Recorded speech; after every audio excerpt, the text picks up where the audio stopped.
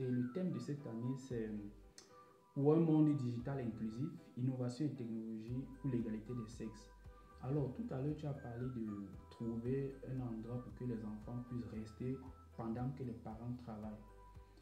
Quel conseil tu peux donner à certains hommes qui pensent que le rôle de la femme c'est de rester à la maison, de cuisiner et de s'occuper de la maison? Bon, moi je suis pas d'accord. Je suis pas d'accord parce que nous sommes dans un monde aujourd'hui qui demande beaucoup de sacrifices, soit pour la femme que pour l'homme. Il y a des années avant, peut-être en Afrique, oui, on disait que bon, la femme, son rôle était dans la cuisine, dans la maison pour s'occuper des enfants.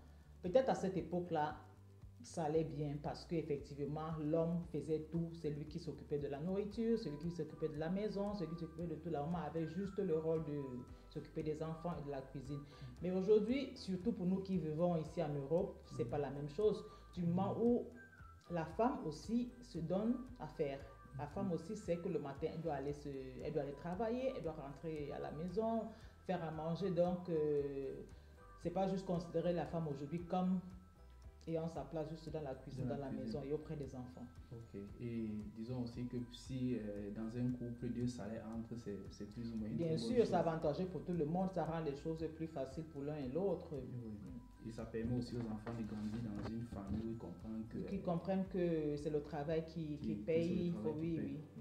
Ok. Et parlant de ce thème, où on dit qu'un monde digital inclusif, qu'est-ce que tu peux dire par rapport à cela? Parce que quand je comprends inclusif, ça veut dire qu'on considère que la femme était exclue dans le monde digital.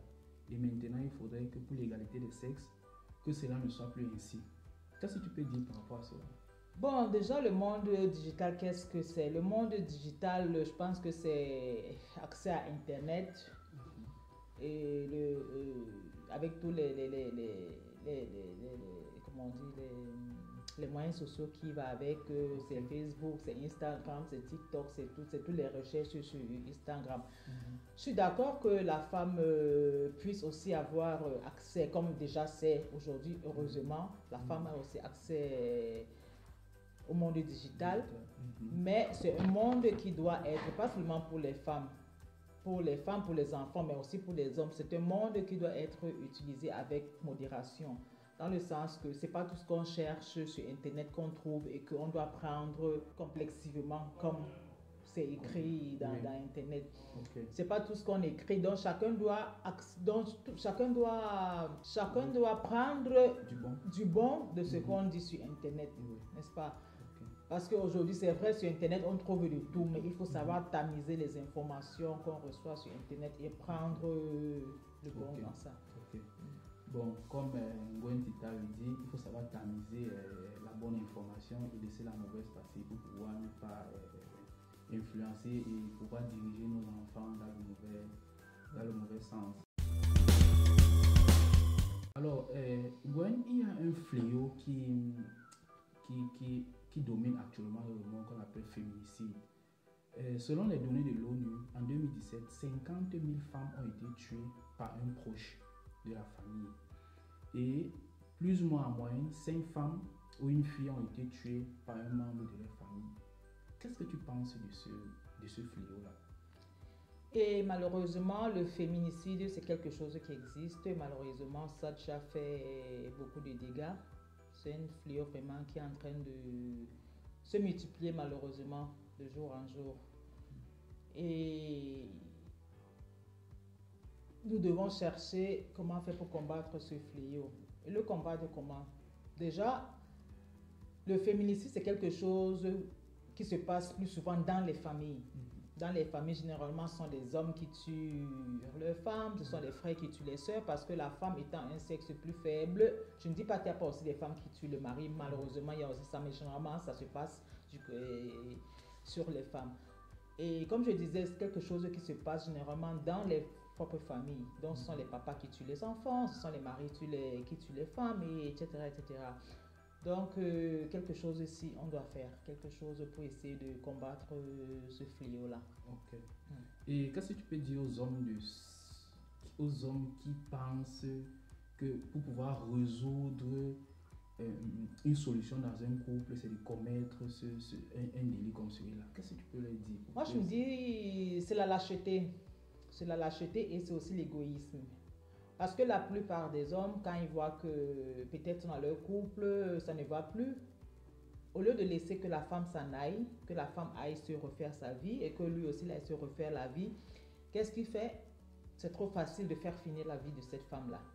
Pourquoi? Parce que c'est pas parce qu'il aime beaucoup cette femme, c'est parce qu'il est chichi, l'égoïste.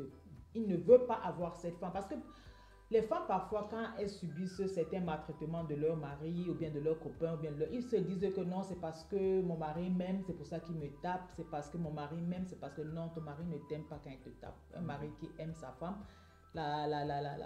lui fait des baisers, l'embrasse, lui fait des câlins, il ne te tape pas. Donc, qu'est-ce que je dis? Les hommes, toutes ces choses arrivent là parce que ces hommes-là sont tellement égoïstes. À un moment donné, il voit qu'il n'y a plus l'amour pour cette femme. Lui, il ne peut pas rester avec cette femme. Il ne veut pas non plus que cette femme soit avec quelqu'un d'autre. Donc, qu'est-ce qu'il fait pour lui? Il trouve la solution très facile de faire finir la vie de cette femme-là. Donc, il faut que les femmes commencent à comprendre quand est-ce que la relation commence à ne pas aller dans un couple. Je ne dis pas que dans les couples, il n'y a pas de problèmes. Dans tous les couples, il y a des petites guerres, il y a des petites querelles, il y a des choses, il y a des désagréments, mais il faut savoir où en arriver. Il faut savoir les limites de ce genre de problèmes conjugaux. Tu vois un peu. Ok, homme, pour mettre fin au féminicide, sachez que tuer la femme, ce n'est pas la solution.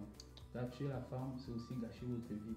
Finir toute votre vie en prison. Et gâcher aussi la vie des enfants. Et gâcher aussi la vie de toute une famille. Alors, pour pouvoir conclure, quel conseil, vu que c'est le 8 mars, quel conseil peux-tu donner aux femmes qui pensent que généralement le 8 mars, c'est le jour où il faut faire le soulevé Kaba? Bon, une fois peut-être même ici en Europe et surtout en Afrique où j'ai grandi, le 8 mars, c'était la journée où les femmes pouvaient se permettre d'aller dormir dehors, boire, soulever les cabas, comme on dit dans notre jaguar camerounais, faire un peu de désordre, mais c'est pas ça le 8 mars, c'est pas ça la célébration du 8 mars. Oui, on peut fêter, mais entre guillemets. Le 8 mars, c'est une journée où la femme doit prendre conscience de sa personne comme femme. Le 8 mars, la journée où la femme doit voir comment améliorer la vie des autres femmes. Donc, avant d'aller célébrer, mais il faudrait peut-être qu'on se soit assise quelque part, essayer de voir chacun dans son petit côté, dans sa petite commune, dans sa petite communauté, essayer de voir comment élaborer des projets pour pouvoir aider les femmes, que les femmes prennent conscience de peut-être des discriminations qu'on a subies pendant des années ou bien qu'on continue à subir aujourd'hui. Essayer de se rendre compte de ces discriminations-là, voir comment empêcher ce genre de choses, comme le féminicide. Parler entre des femmes, tirer l'attention vers les femmes, leur dire quand est-ce qu'elles peuvent être sujets au féminicide, voir ce qu'elles peuvent faire pour évoluer le monde politique, le problème de genre, le problème dans tous les sens, quoi. Donc, c'est pas seulement boire, manger, faire de désordre, c'est quand même se réveiller un peu et voir comment... Ok, alors, Gwen Tita l'a dit, imprégnez-vous du sujet, du thème de cette année.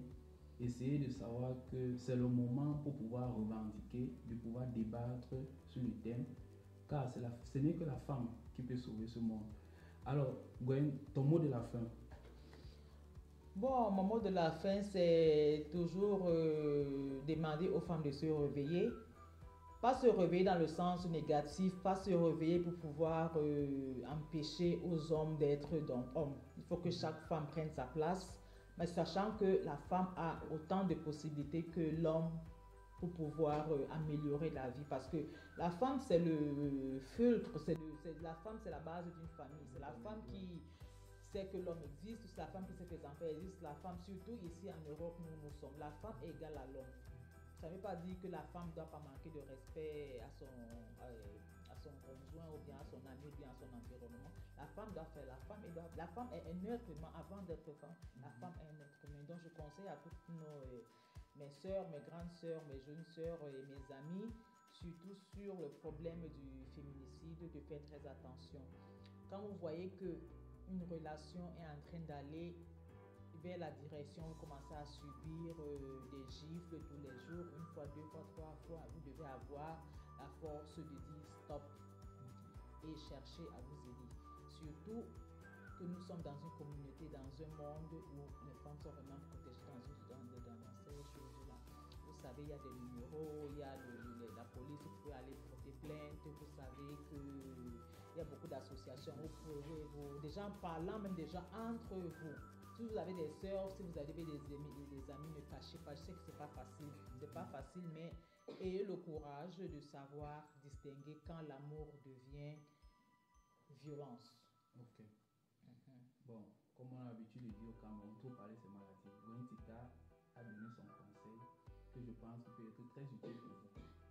Alors, si vous avez des questions ou vous voulez aussi répondre au thème de cette année, n'hésitez pas à l'écrire en commentaire. Comme ça, vous pouvez faire bénéficier à une jeune femme, à une jeune fille qui nous suit.